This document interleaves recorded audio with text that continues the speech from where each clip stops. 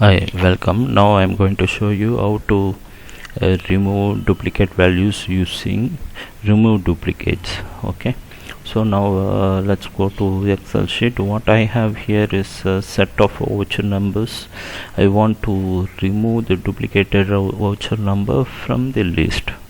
Okay, because my objective is not to repeat any voucher numbers more than once. Okay, so how can I do that? Before that, what I'm going to do is I want to just highlight the duplicate number from the list so that we will know clearly whether it is removing the duplicate or not. Okay, so for that purpose we will go and check the conditional formatting and highlight the duplicated values now. Okay, go to home, conditional formatting, highlight cell rules, go here, duplicate values.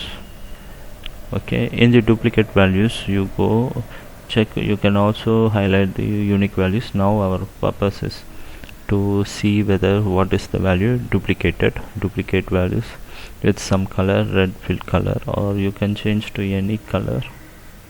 Okay, now you can see the duplicated value is 360740. Okay, so now how to remove this duplicate value from the list? Okay, for that what we are going to use is we are going to use the data tab, the data tools. Okay, and using the data tools, how can we do that is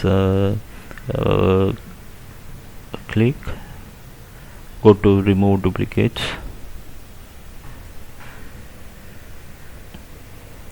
Okay, so before removing duplicates, just to copy and paste to some other location.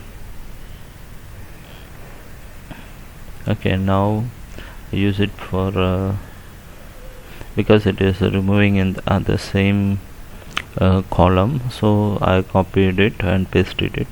Remove duplicates, expand the selection. Do you want to expand the selection or just to remove it from the column?